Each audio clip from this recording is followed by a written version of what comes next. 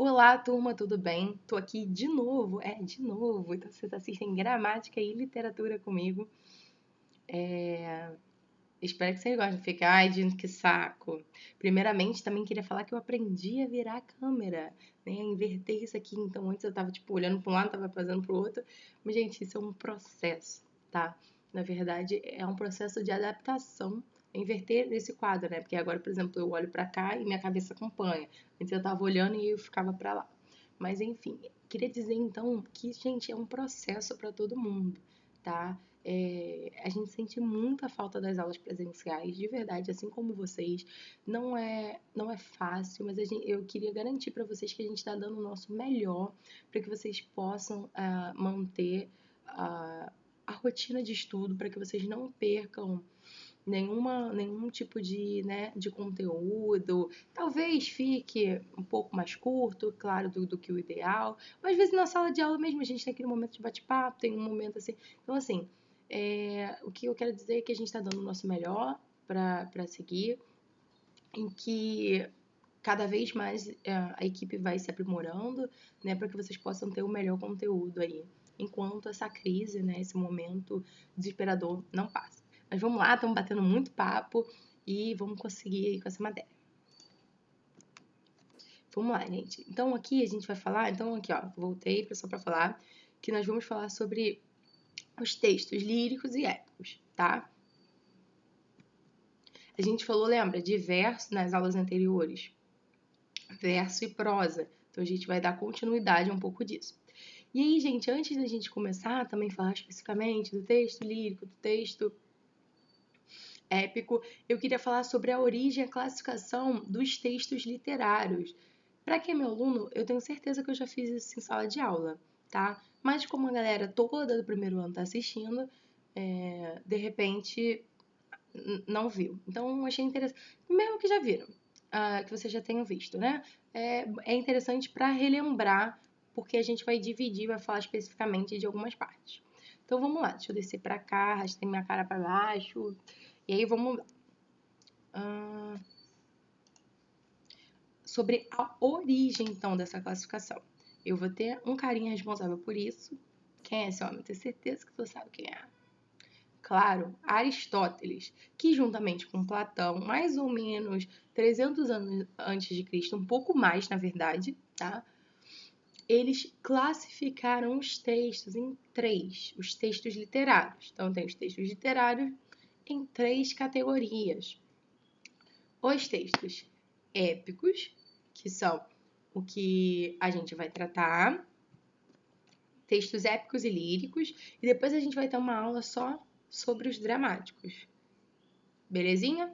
Então vamos lá. Épicos e líricos e dramáticos. Foram essas três categorias que Aristóteles, juntamente com Platão, eles categorizaram, né, os textos. Com o passar do tempo, essas categorias elas se transformaram. Claro que o nosso foco ainda vai ser o texto épico e o texto lírico, mas eu queria falar sobre essa transformação também. Então, o texto épico, ele era aqui, resumão assim, sobre lembra, forma, conteúdo? Conteúdo. Falavam dos feitos dos heróis. Então, narravam, né, os feitos, tanto em verso quanto em prosa, na estrutura, dos heróis que representavam geralmente nações e o comportamento esperado daquela nação, daquele herói. Tá? A gente vai ver isso melhor. Mas textos líricos, textos geralmente em versos, tá? E aí a gente tem a presença, o lírico tem a presença da lira, que era utilizada, né, para declamar esses poemas. E eu tenho textos, então, poéticos aqui. Os textos dramáticos, que eram textos, na verdade, para serem representados, tá? Então, a ideia do texto dramático, ele possa ser representado. Então, com o passar do tempo, as histórias foram se transformando, né? E aí eu passo a ter os textos narrativos, um texto narrativo, que na verdade não vai focar somente nos feitos de um herói.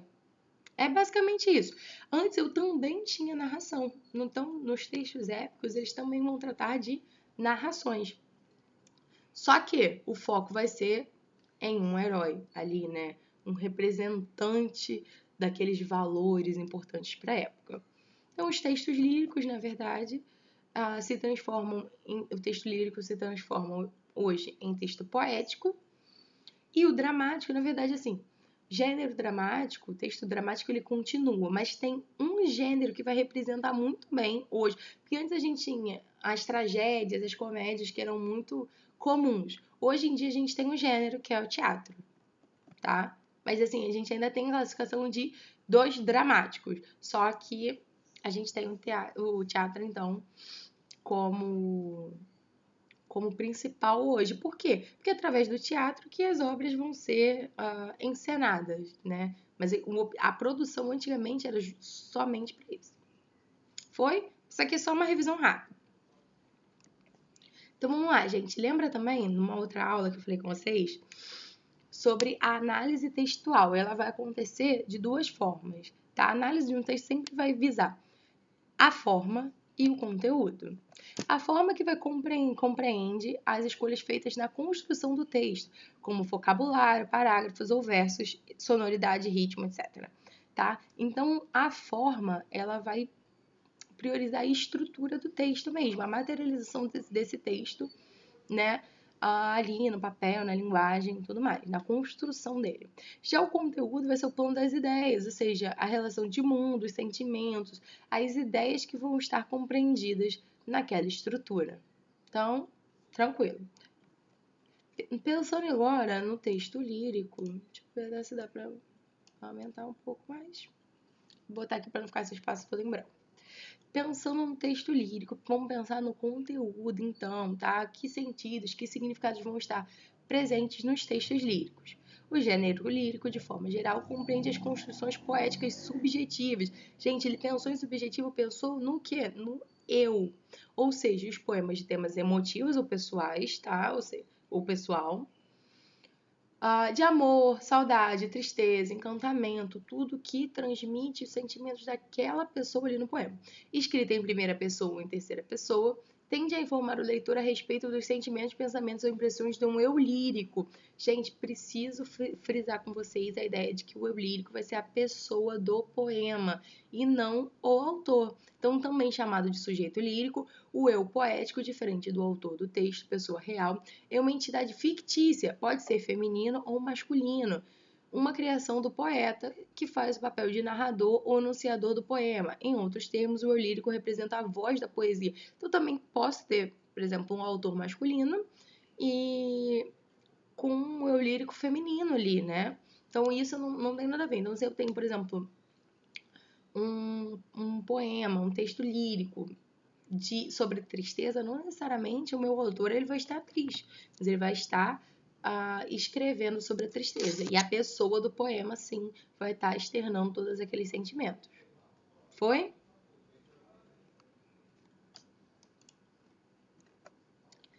E aí vamos falar da forma. Então eu falei sobre o conteúdo, os sentidos, e aí eu vou falar sobre a forma.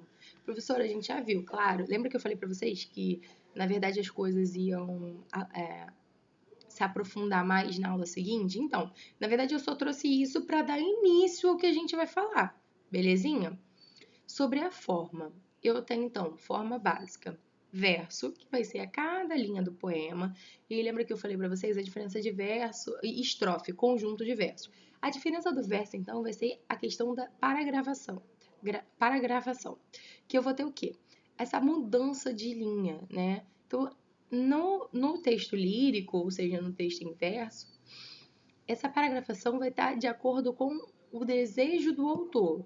Já num texto em prosa, a gente tem que escrever até o final e existem regras para que de fato você pule de uma linha para outra, né? Então, textos, verso, cada linha do poema, e estrofe, conjunto de versos. Isso aí a gente já viu, estamos também só voltando. E eu vou ter a rima. Claro que a gente vai aprofundar mais ainda sobre isso aí. Mas combinações de palavras que representam certa semelhança de som, sendo usado pelo poeta para tornar a poesia mais musical e sonora. A gente vai falar sobre essas combinações da rima já pro final. Tranquilo? Então vamos começar a falar de estrutura dos poemas. pensando sobre a forma, e aí uma parte mais específica. A classificação das estrofes. Então, estrofe, conjunto de versos, e eu tenho classificação para essas estrofes, tá? Vai ser feita com base no número de versos. Então, se eu tenho uma estrofe com um verbo, com um verso, eu tenho um monóstico. Se eu tenho uma com 2, eu tenho um dístico. Se eu tenho com 3, eu tenho um terceto. Se eu tenho com 4, quarteto ou quadra. 5, quintilha. 6, sextilha. 7, septilha. 8, oitava. 9, nona. 10, décima. E mais de 10, eu tenho uma estrofe irregular. Então, eu tenho classificação de 1 a 10. De 1 a 10. Se eu tenho mais do que isso, eu tenho uma estrofe irregular. Pensando sempre, gente, que a produção poética na contemporaneidade, ou seja, nos dias atuais, ela consta de versos livres. Então, assim, você não tem mais aquela obrigação, né, de produzir numa determinada forma. Pode produzir? Pode produzir. Não é que, então todos vão ser livres? Não. Gente, vocês precisam analisar, na verdade, né, os poemas. Beleza? Mas então, tenho ali três versos, 3 estrofes, na verdade, né? 3 versos, perdão. 3 versos em uma estrofe, eu vou ter um terceto, por exemplo. Foi? Então, isso classificando as estrofes. Agora, vamos lá. Existem, gente, poemas, né, com estruturas fixas. Isso significa que eles vão apresentar tantos versos com tantas estrofes com tal número de versos, tantas. Então, o que a gente vai falar? De alguns. Por exemplo, o soneto. No soneto, o que eu tenho? Estrutura. Eu tenho 4 estrofes, sendo 2 quadras, ou seja, 2 estrofes com 4 versos e 2 tercetos, ou seja, as 2 finais com 3 versos. Eu tenho a balada, 4 estrofes, não é balada de 100 não, tá? Que eu sei, balada, professora. Não. Inclusive, nem fica pensando nessas coisas não, tá? Aqui não tá podendo sair. Mas vamos lá. 4 estrofes, balada, 4 estrofes, 3 oitavas ou décimas e uma quadra ou quintilha.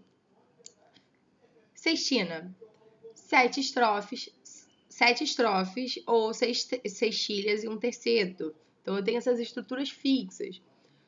Rondó, 3 estrofes, uma quintilha. 3 estrofes, uma quintilha, um terceto e uma quadrinha. Uma quintilha de novo. 3 estrofes, 2 quadras, rondel. 3 estrofes, 2 quadras e uma quintilha. Haikai são aqueles poemas bem curtinhos. Eu só consigo lembrar do texto que eu usei para minha monografia, mas aqueles textos cruéis demais para serem lidos rapidamente, eu acho. Existem alguns haikais ali. E alguns outros também, não sei se vocês estão acostumados. São bem curtinhos, assim, mas de vez são intensos, né? Os haikais. Às vezes estão tão curtos e tão profundos.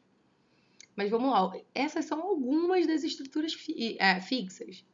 Tranquilo? Falando aqui sobre a forma. Acho que tranquilo, né? Assim, lembrar um pouco chato, mas se você puder analisar com calma. Então, não são cobradas as questões, né, acho que tanto prova, mas concurso também, não é uma coisa muito específica isso. Então, assim, não cai com frequência, mas é interessante que vocês conheçam, tá? Agora, pensando na forma também, vamos falar sobre a metrificação, a contagem das sílabas da sílaba métrica, que vai acontecer essa contagem a partir do quê? Escansão, contagem da sílaba sonora. E eu vou explicar para vocês, eu trouxe a tabelinha, tá? Mas eu vou explicar para vocês a diferença entre a sílaba gramatical e a sílaba métrica, tá? No próximo slide. Então, número de sílabas métricas. Se eu tenho uma sílaba métrica, monossílabo. Se eu tenho 2 dissílabo, 3 trissílabo, 4 tetrassílabo, 5 pentassílabo ou redondilha menor, 6 hexassílabo ou heróico, 7 heptassílabo ou redondilha maior, 8 octassílabo, 9 eneassílabo, 10 decassílabo, 12 dodecassílabo, viu? Trava-língua até pra mim. Ou alexandrino, mais de 12 bárbaros. Beleza? Agora eu vou explicar, então assim, isso aqui é uma tabelinha também para a gente classificar, então, essa metrificação. Só que você precisa entender que a sílaba gramatical vai ser diferente. Porque, gente, a gente está falando de texto lírico. Lembra que eu falei sobre, talvez na outra aula, sobre os textos em verso, onde os recursos eles são explorados? Recursos, como eu posso dizer, né? Estilísticos. Os textos geralmente em verso, textos líricos, ademais da subjetividade, dessa presença dos sentimentos, pensando na questão da estrutura, o que eles vão ser? Eles vão ter muitos recursos estilísticos. Então, assim, a sonoridade é muito importante. Então, a gente bota tudo assim, tá, tem rima, mas na verdade o texto ele é muito planejado. Às vezes a gente não tem noção disso, só tem noção quando a gente consegue analisar depois de aprender essas questões. Então vamos lá. Ainda pensando na forma, sílaba gramatical versus sílaba literária. E aí eu tenho os versos para a gente analisar, tá? Os versos. Que chega a fingir que a dor que deveras sente. Então, são versos do poema Autopsicografia, do Fernando Pessoa. Então, pensando nas sílabas gramaticais, eu tenho que chega a fingir que é dor. Então, como se estivessem separando sílabas mesmo. Tem 9 sílabas aqui, tá? Então, ó, conta comigo. 1, 2, 3, 4, 5, 6, 7, 8, 9. Embaixo, a dor que deverás sentir. Então, tem o 1, 2, 3, 4, 5, 6, 7, 8. Deixa eu ver se eu consigo botar esse cursor. Tinha uma opção para eu colocar esse cursor coloridinho.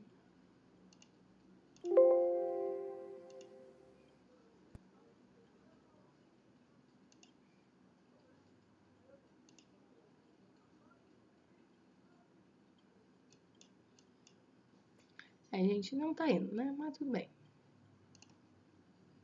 Não sei se de repente para vocês está aparecendo assim. Enfim. Vamos lá, sílabas literárias. Agora é importante, tá? Para você entender como que funciona essa contagem. Porque aí você, ó, vamos pensar primeiro aqui, ó, nessa divisão aqui. Vamos reparar como é que tá? Que, chega, a... Ué, professora, por que esse A tá aqui junto? Fingir que é dor. Mas vamos contar essa divisão deles? 1, 2, 3, 4, 5, 6, 7. Então, eu tenho aqui uma divisão em 7. Repara aqui. Deixa eu... Nossa, tá grosso, né?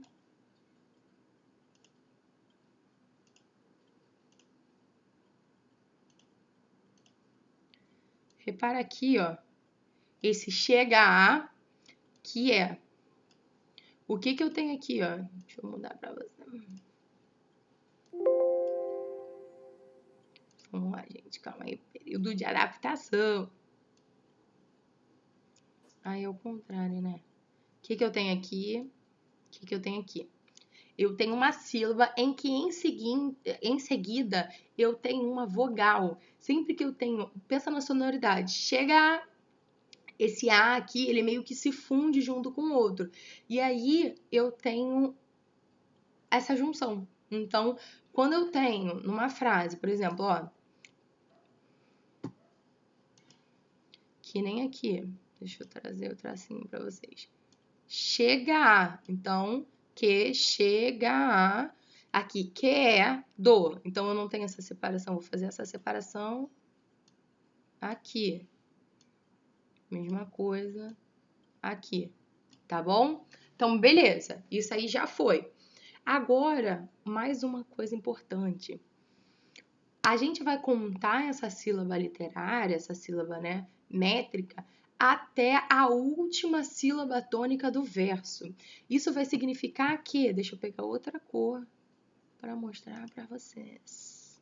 Azul, vamos lá de azul.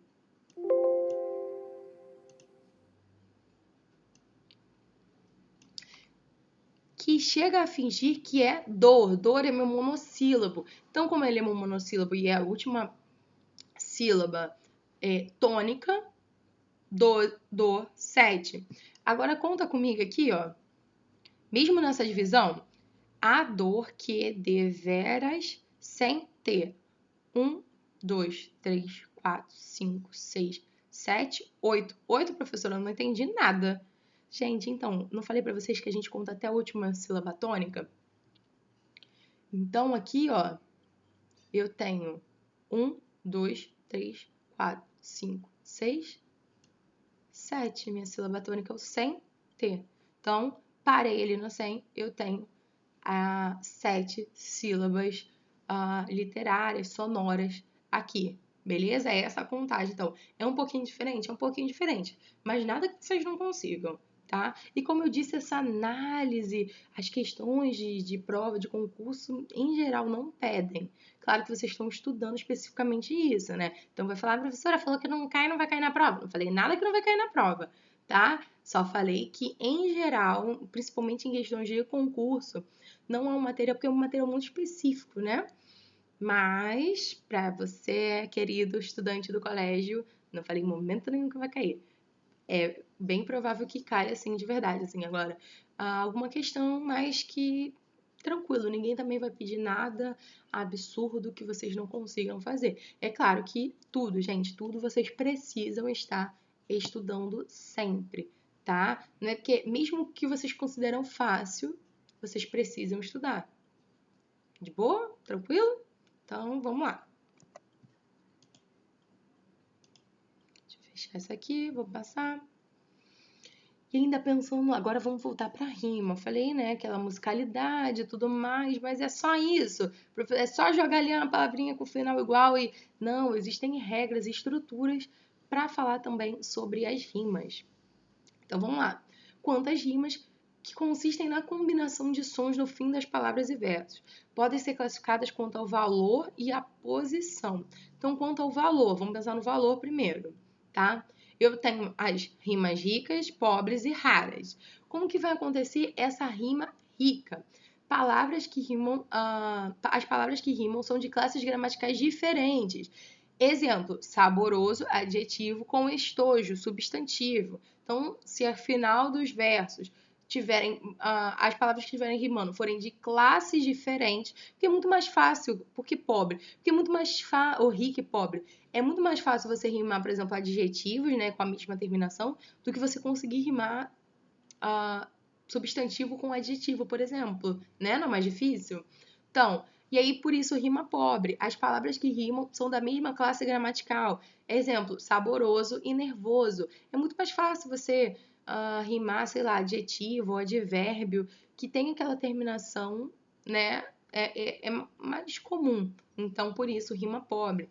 E a gente tem as rimas raras, tá? Em que as palavras não vão ter a mesma terminação, mas vão ter a sonoridade. Então, assim, rimas em terminações incomuns, imprevistas e por isso raras. Exemplo, um verso que termine com um apodrece e o outro fazendo um S. Esse S, o apodrece fazendo um S, eles não estão rimando, mesmo que não tenha nada a ver na estrutura. Não tem nenhum sufixo ali, não tem nenhuma estrutura que deixem elas iguais, mas a sonoridade, gente, texto lírico é muito sonoro, tá? E é por isso que eu tenho as rimas raras ou preciosas, belezinha?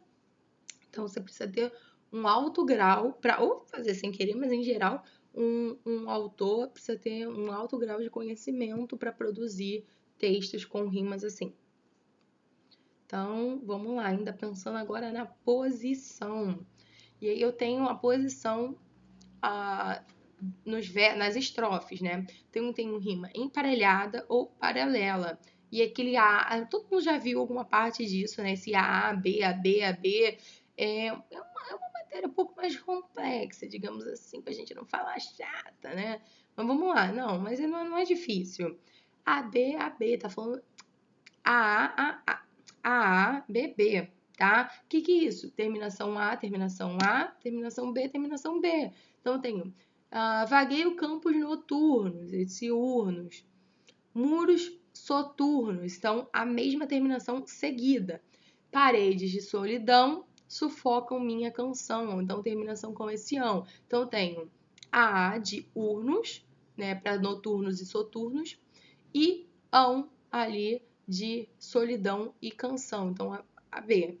Foi? Não é difícil, né? Rima cruzada, eu tenho. E alternada. Eu faço versos como quem chora. Então, finalzinho, ora. De desalento, de desencanto, anto. Fecho o meu livro, se por agora, esse hora fazendo combinação. Então, eu tenho AB, AB. Não tens motivo nenhum de pranto. Então, aqui, né? A, B, B. Fácil também. Rima oposta ou interpolada, inter de polos, né? Então, eu cantarei de amor tão docemente. Então, esse finalzinho ente, que vai aparecer só no final. Por uns termos em si tão concertados, tão agos, que 2000 acidentes namorados, 2000 acidentes namorados, são esse ados grudadinho, faça sentir ao peito que não sente. Então, ente, ados, mais fácil fazer por aqui, né? Então, eu tenho ente, ados, ente. Então, ABBA. Foi? E a rima agora de posição. Rima interna, a rima interna, onde a última palavra de um verso rima com a palavra do interior do verso seguinte. Então, salve bandeira do Brasil, querida, toda tecida de esperança e luz. Então, esse ida vai rimar com a palavra no interior do verso seguinte. Pálido sagrado sobre o qual palpita a alma bendita do país da cruz. Então, essa rima em que no primeiro estrofe a gente tem ela ao final e depois rimando com uma palavra no meio do verso seguinte. Pensando agora, gente, então acabou, né? Deixa eu voltar para cá. Falamos sobre as formas, a forma e o conteúdo do texto lírico. E agora vamos falar sobre os textos épicos. Sobre o conteúdo. O gênero épico é uma narrativa em prosa ou em verso, então ele também pode também pode aparecer em verso. Qual é a ideia que a gente já falou? Que relatam acontecimentos heróicos, evoluções sociais, fundações de cidades, descobertas de continentes. Para tanto, menciona fatos brilhantes de determinados heróis e realizações grandiosas. Mas, em geral, a gente tem aí os feitos dos heróis, não cantar heróis ou nações, né, que tragam esse valor de uma sociedade, que se espera de uma sociedade. E pensando, então, a gente pensou o quê, gente? O quê? Pensei no meu conteúdo, tá? Agora eu vou para a minha forma. Pensando aqui, então, na forma. Deixa eu marcar aqui.